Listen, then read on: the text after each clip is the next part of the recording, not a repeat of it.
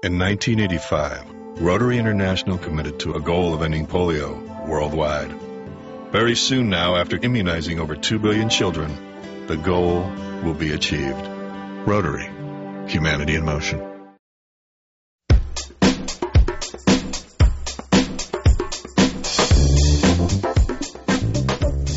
Who doesn't like pumpkin pie at Thanksgiving? Pretty much everybody does.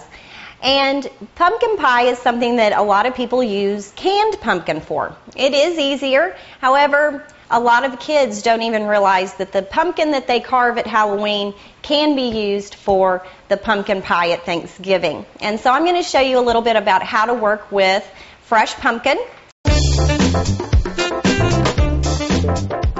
The ingredients for today are half a cup of butter, half a cup of brown sugar, 1 cup all-purpose flour, half a cup of oats, 2 eggs, 3/4 cup of sugar, 2 cups pumpkin puree, a 12-ounce can of evaporated milk, half a teaspoon of salt, half a teaspoon of ground ginger, and a 1/4 teaspoon of ground cloves.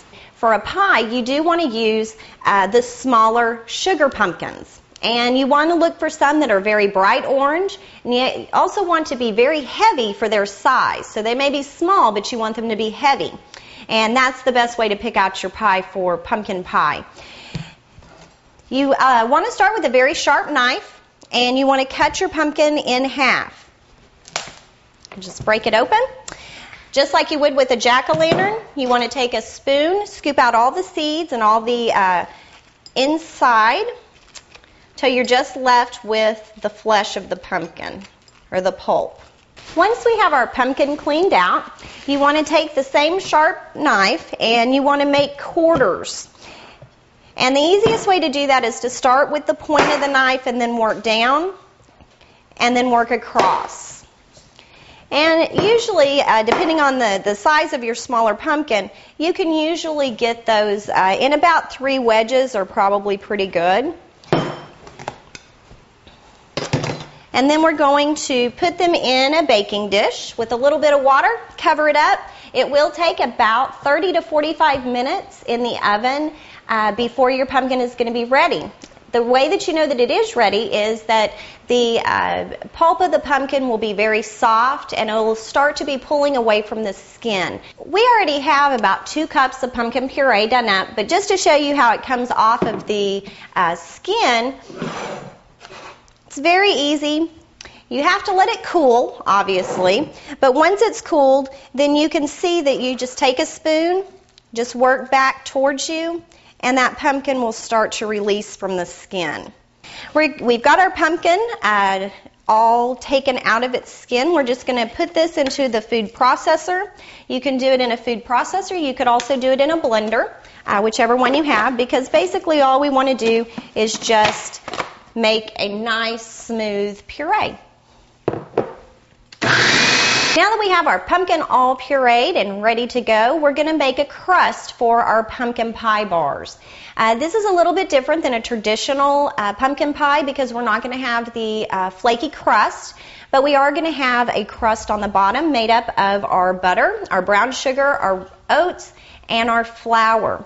The first thing that we've got to get started is to cream the butter and brown sugar together.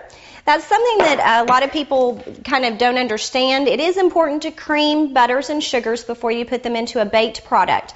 Helps them blend, helps them the fat get covered. Now that we've got our chunks broken up and we've got our butter and brown sugar creamed, we're going to start to measure in our 1 cup of flour. Now, you may think that measuring flour is measuring flour, but it is better, especially in baked goods, if you scoop the flour into the cup. What happens if you just dip into the bag or you do some things like that, it doesn't go in the cup the same way. And so you want to make sure that you use a spoon to then spoon the flour out into the cup. That's going to give you a better measurement, especially for something like a crust where it's going to be pretty stiff to begin with. You don't want too much flour in there or it's going to be really hard for you to stir and it's going to be a little bit tougher, so you don't want to do that. I always add this in just little bits at a time, just because it's easier on me. And you get it stirred in very well so that your crust is even. You don't want someone to bite into a part that hasn't been stirred up really well.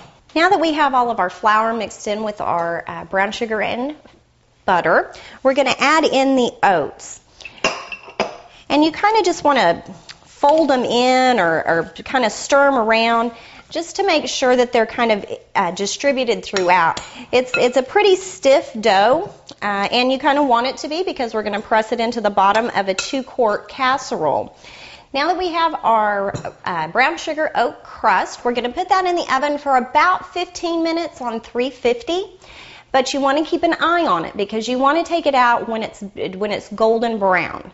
You don't want it to be overdone because we're going to be putting the pumpkin pie filling on top of that and baking it again. And so you just want it to be to where it's a golden brown. Now we're going to start putting in the ingredients for the pumpkin pie filling. And again, we're going to do kind of a creaming process with, this time, our sugar and our eggs. And so that's one thing that you do need to do, like I said at the beginning. Whenever you're doing a baked good product, a lot of times you're going to have a creaming process with the sugar and some form of a liquid or a fat that acts as an emulsifier in the baked good. Once we have that done, we'll start to add in some of our other ingredients.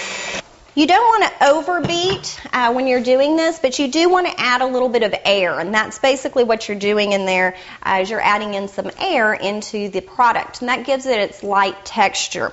The next thing that we're going to do is add in our pumpkin, our pureed pumpkin. And if you've never served any pumpkin pie made with fresh pumpkin, I highly recommend you do it. It is a little bit more work. Like we showed before, you do have to cut up and do those things. But the flavor is so much more rich. We're also going to add in our can of evaporated milk.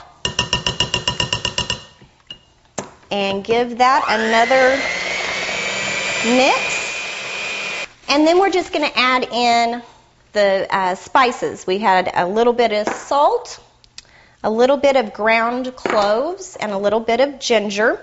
This recipe does not call for nutmeg or cinnamon. A lot of our pumpkin pie recipes will do that. Whenever you look at doing a pumpkin pie, everybody has different flavors that they like best. And so kind of play around, choose the ones that you like. I will tell you that if you're going with a clove, then you might want to make sure that you don't put just a whole lot of cloves in there. Cloves become very powerful. And so go easy on the clove, and you can add in, like I said, you could add in nutmeg. You could also add in a little bit of cinnamon if you wanted those flavors in there instead of the other. Once you've got that done, you're just going to pour it into your pie shell. Smells really good with those cloves. And you're going to put it in the oven. This is going to take, you're going to leave it on 350 like we did for the crust. You're going to bake it for about, 30-35 minutes.